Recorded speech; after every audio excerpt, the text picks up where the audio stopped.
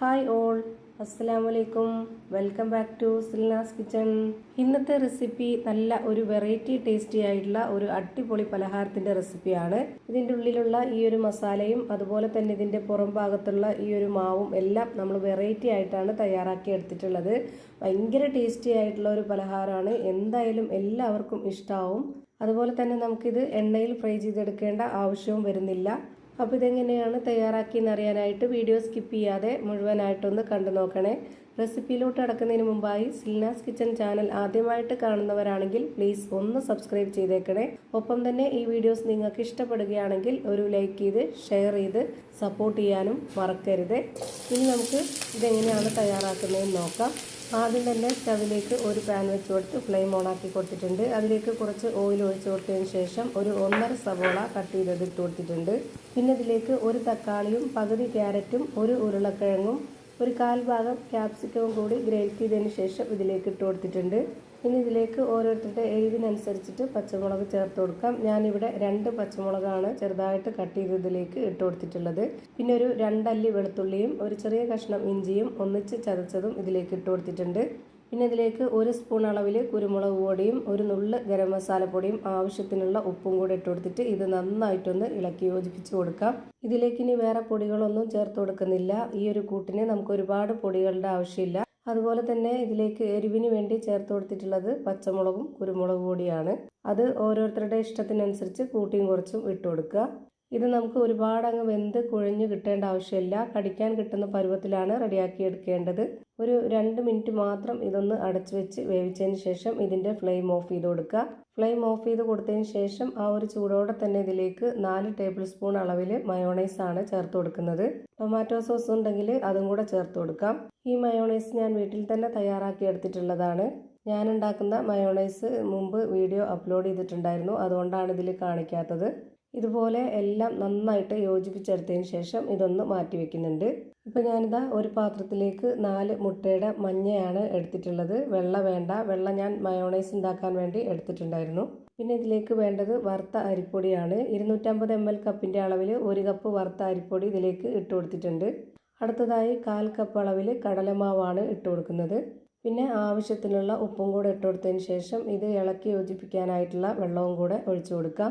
ഞാനിവിടെ 250 ml കപ്പിൻ്റെ അളവിൽ 1 കപ്പ് വെള്ളം എടുത്തിട്ട് 1/2 കപ്പ് വെള്ളമാണ് ആദ്യം ഒഴിച്ചു കൊടുത്തിട്ട് ഇതൊന്ന് ഇളക്കി കൊടുക്കുന്നത്. ഇതുപോലൊരു വിസ്ക് വെച്ചിട്ടാണെന്നുണ്ടെങ്കിൽ വളരെ പെട്ടെന്ന് തന്നെ നമുക്കിത് യോജിച്ച് കിട്ടും. ഈ മാവ് കറക്റ്റ് പരുവായിട്ടില്ല, കുറച്ച് കട്ടിയിലാണ് ഇരിക്കുന്നത്. അപ്പോൾ ഇച്ചിരി കൂടെ വെള്ളം ഒഴിച്ചു കൊടുക്കാനുണ്ട്. 250 ml കപ്പിൻ്റെ അളവിൽ 1 കപ്പ് വെള്ളമാണ് ആദ്യം എടുത്തിട്ടുണ്ടായിരുന്നത്. അതിൽ 1/2 കപ്പ് വെള്ളം ആദ്യം ഒഴിച്ചു കൊടുത്തു. പിന്നെ ഇപ്പോൾ 1/4 ഭാഗം കൂടെ ഒഴിച്ചു കൊടുത്തു. അപ്പോൾ ആകെ വേണ്ടി വന്നിട്ടുള്ളത് 3/4 കപ്പ് വെള്ളമാണ്. ഇപ്പോൾ നമ്മുടെ മാവിൻ്റെ കറക്റ്റ് ആയിട്ടുള്ള പരുവം ഞാൻ കാണിച്ചു തരാം. ഇതാണ് കറക്റ്റ് പരുവം. ഒരുപാട് അങ്ങ് ലൂസ് ആവരുത്, ഒരുപാട് ടൈറ്റും ആയി പോകരുത്. ഇനി ഞാനിവിടെ ഒരു പരന്ന പാൻ സ്റ്റവിലേക്ക് വെച്ച് ഫ്ലെയിം ഓൺ ആക്കി കൊടുത്തിട്ടുണ്ട്. ഇതിലേക്ക് ഓയിലൊന്ന് സ്പ്രെഡാക്കി കൊടുക്കാം. എന്നിട്ട് ഒരു കയ്യിൽ മാവ് ഒഴിച്ച് കൊടുത്തിട്ട് ഇതുപോലൊന്ന് പരത്തി ചുട്ടെടുക്കണം. ഞാനിപ്പോൾ ഇതൊരു മീഡിയം ഫ്ലെയിമിലാണ് ഇട്ട് കൊടുത്തിട്ടുള്ളത്. ഒരുപാട് ഫ്ലെയിം കൂട്ടി വെക്കേണ്ട ആവശ്യമില്ല. അതുപോലെ തന്നെ ഇത് പെട്ടെന്ന് തന്നെ വെന്ത് കിട്ടുകയും ചെയ്യും. ഞാനിപ്പോൾ ഇതൊന്ന് തിരിച്ചിട്ട് കൊടുത്തിട്ടുണ്ട്. ഇപ്പോൾ ഇതിൻ്റെ 2 സൈഡും വെന്ത് കിട്ടിയിട്ടുണ്ട്. ഇത്രയും മതി. ഇനി നമുക്കിതെടുത്ത് മാറ്റാം. ഇതേപോലെ തന്നെ വളരെ പെട്ടെന്ന് തന്നെ എല്ലാം ചുട്ടിട്ടെടുക്കാം. എത്ര എണ്ണമാണോ നമ്മൾ ചുട്ടെടുക്കുന്നത് അത്രയും ആ ഒരു ഫ്ലെയിമിൽ തന്നെ വെച്ചിരുന്നിട്ട് ചുട്ടെടുക്കുക. എന്നാലാണ് എല്ലാം ഒരുപോലെ കിട്ടുള്ളൂ. ഇതിൽ നിന്നും ഒരെണ്ണം എടുത്തിട്ട് ഞാനിപ്പോൾ ഇവിടെ ബോർഡിലേക്ക് വെച്ച് കൊടുത്തിട്ടുണ്ട്. ഈ ഒരു ഭാഗത്താണ് നമ്മൾ മസാല വെച്ച് കൊടുക്കേണ്ടത്. മറ്റേ ഭാഗം പുറത്ത് വരണം, എന്നാലാണ് കാണാനൊരു ഭംഗിയൊക്കെ ഉണ്ടാവുള്ളൂ. ഇനി കത്തി വെച്ചിട്ട് ഇത്രയും ഭാഗം ഒന്ന് കട്ട് ചെയ്തെടുക്കുന്നുണ്ട്.